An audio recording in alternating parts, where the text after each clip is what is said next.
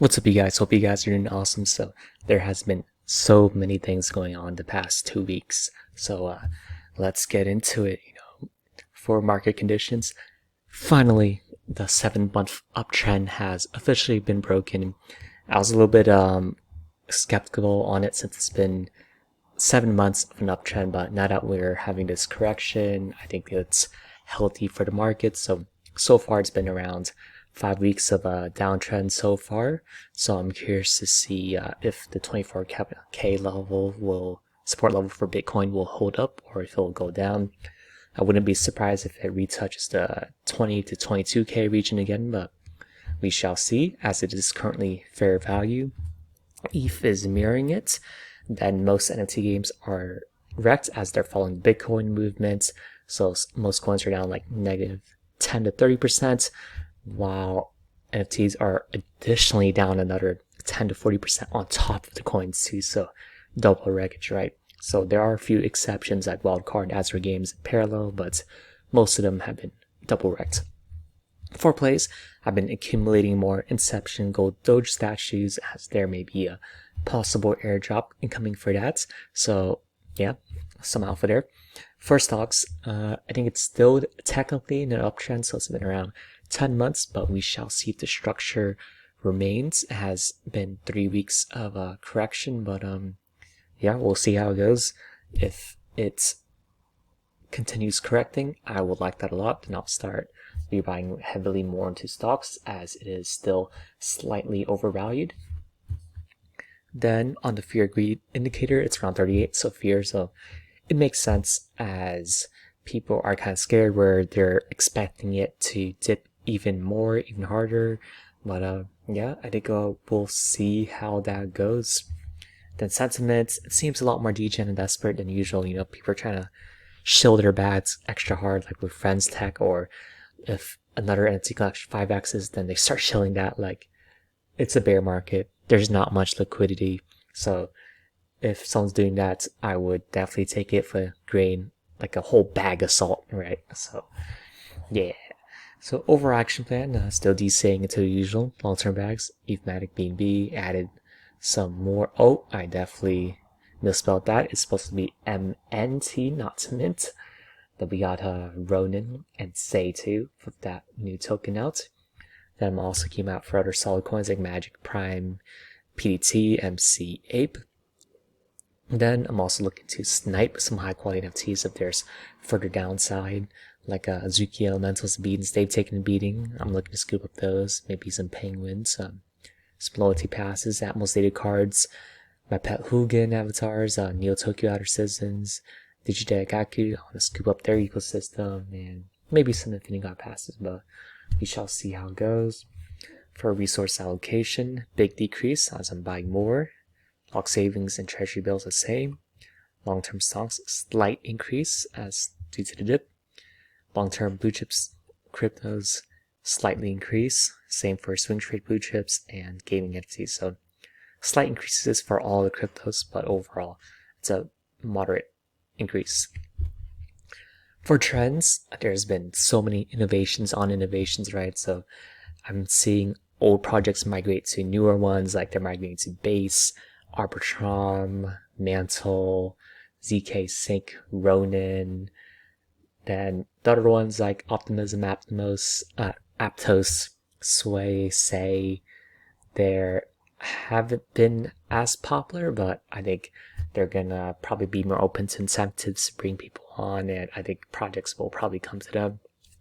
Then PFs instead of tokens being airdropped, that's interesting. Autonomous Worlds getting more love, getting more grants. Cool to see that. People buying their favorite influencer and friends shares on Friends Tech. So we could see the Web3 social platforms innovating for that. So I'm very curious to see how that space further develops. I already know there's a Farcaster and there's a Lens Protocol and stuff. We'll see if any other ones pop up. Second trend, investors are becoming a lot more active, like VCs, private investors, investment DAOs. They've been making a lot more moves actively in August than I think in September. People are probably going to come back from vacation. They're probably going, and then that coincides with the dip, right? So that seems like a perfect storm for people to swoop up these new dips, new projects. So we shall see how it goes. Then yeah, we've been seeing a lot of whales accumulate their favorite projects like Azure Games, Wildcard, Parallel as mentioned before, and they're probably gonna look for other ones too. Then for third trend, Web3 gaming back in full steam. So games are making noise. They're getting on Steam. They are going on the leaderboards in Steam. Like a shouts to the Bornless. I've seen them make a lot of noise. There are a bunch of whitelist collabs everywhere as people's mints are coming up. Parallel being hailed as the next Axie Infinity for this upcoming cycle. New campaigns rolling out for September as new projects will do that. So we'll see how that goes, as lots of these games have their campaigns planned for September. However, the market conditions may be more bearish as of now, so we'll see if they push it back further, but we shall see. Now for news, we got a bunch of cool news like G7 partnering with Base. We got Summon Gamer XYZ. We got Hyperplay with Pravixia. We have Atmos partnership to prepare for their multiplayer game.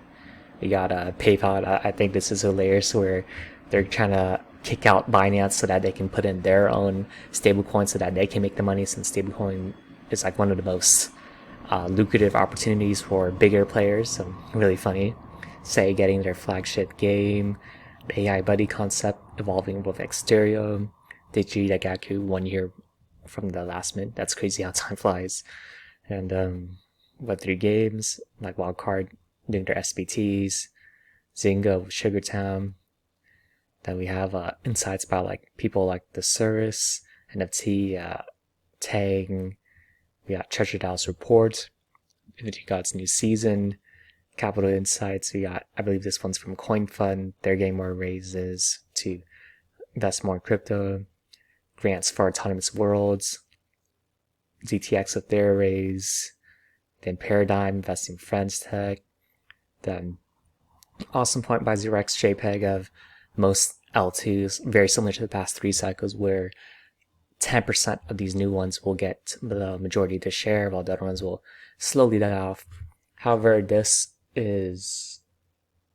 creates a great opportunity for trading these newer ones, right, where the VCs, they want their tokens to pump. So you accumulate on dips, wait till the bull market, wait till the VCs pump it for you, then you profit off that. Easy trade right there. Then of course there's always the risk, right? You've seen the Lunas and stuff, so always diversify. Then we got great tips by Alex Hormozy. I think there's some good ones like avoiding overconsumption of info and leading with action first, not taking advice from people who have no results of what you're trying to accomplish, not waiting for perfect conditions to start your dream, not avoiding discomfort, being comfortable with discomfort, choosing the long-term rewards versus the immediate rewards. This one's very hard, especially if you get to like the kind of good, then the better ones, opportunities, not tolerating mediocrity, not breaking promises with yourself and others, not changing goals when things get hard, not spending enough education and health. I think I've taken this to heart more, where about like the reverse osmosis system, trying to pay more attention to stuff like what I put in my body, like toothpaste, sunblock, moisturizer, shampoo, body wash, etc., to make sure they're A1 quality, and I'll slowly get into other stuff too. But for now, we'll see how that develops. Then need everyone to like you, I think this is a big one for a lot of people starting out. Then as you become more independent, you know who you are, and you just be more like you. And for closing thoughts, a random thought I had was, it's crazy how people tend to self-sabotage themselves, like excessive junk food, social media, porn, drugs, toxic relationships, etc. And to some extent, we pretty much all do these, but I think for us to be able to get past these demons, we just have to deal with our past trauma, deal with our past problems, deal with things, and fulfill these needs that, because all these habits are fulfilling these needs, are some needs that were lacking. So us being able to find better habits to replace them to fill these needs is important. But yeah, so hope you guys have the courage to be able to deal with these, and yeah, together we can do it. So hope you guys have an awesome day, and talk to y'all next time.